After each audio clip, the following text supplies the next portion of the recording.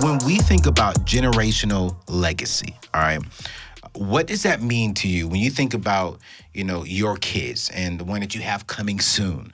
What are you and your husband processing? What does the future look like for them when they are having kids, when you're a grandma, when you're a grandfather? Or does legacy include the kids? What's y'all's definition of legacy? And I want to ask this question because I believe millennials, we do not focus on the future. We only focus on right now. Well, my definition of legacy is something that's passed down. It is your mark on the earth. It is your contribution to the world. Yeah.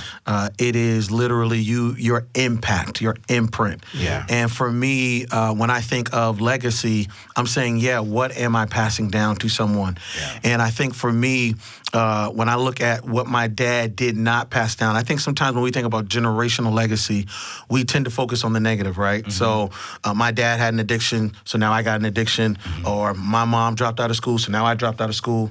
And I think that if a generational legacy can happen in the negative, it can also happen in the positive. True. My dad bought a house, I bought a house. Yeah.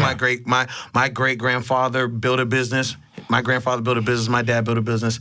And so for me, I'm saying, okay, what can I begin that the next generation will continue? What can I start doing now? Instead of looking at life as a major sprint, let me just get through it, live my best life now.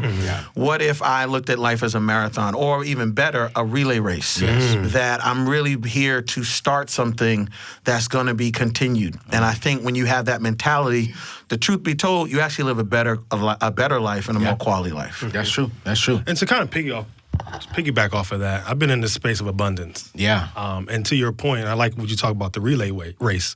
It's not really about, maybe sometimes we probably won't even see that when it comes to fruition. If I can set something up now for my daughter to take the baton and run with it, and it doesn't really have to be monetarily. It can be that mindset. And I like what you said, what your granddad said. This is what we do. Having those family values, having that mindset that we're gonna give, we're gonna impact our community, and we're gonna make money while we're doing it. Come on. And money's not a bad thing. And I think I don't know if that's one of the topics. I don't want to jump too far. Money's not a bad thing. I love that. But it's a resource. And that's what I'm thinking about abundance, man. Like, we have to think in abundance. If you think in abundance, you act in abundance. Absolutely. So I'm all about that relay race. I love it. That's good. My husband and I kind of have a nerdy approach to it. Let's go. I love it. Let's go. We've actually sat down and kind of outlined what we want our lives to look like and what we want to pass on to our kids. So we've outlined various areas: finance, emotions, emotional health in general, fitness, and like what are the areas of our life that we're weak in and how can we improve? And so good.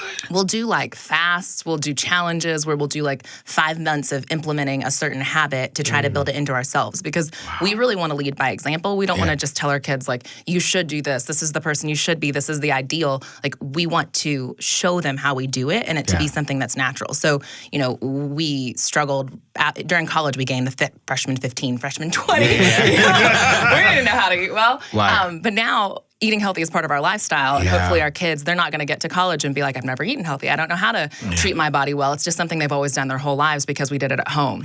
Emotional health, we've dealt with our emotional battles, our insecurities, and had to, try to navigate all that. I hope that we can instill in them, the right tools to process their emotions healthy and effectively, so that it's not something that they're battling the ways we've had to throughout our 20s. We just want to instill it in them naturally. But first, we got to figure it out for ourselves. Right. And I love how you called out legacy is not just about the financial side of things, but it's also about the mental health side of things. It's about, hey, here are some things I really want you to pick up. That goes down to like what your grandfather said. This is the Bullock way. This is going to be the Ellis way of doing things. And this is going to be the Frugal's way of doing things. And it's going to be the O'Neill's way of doing things. But it starts with us at the table. I agree.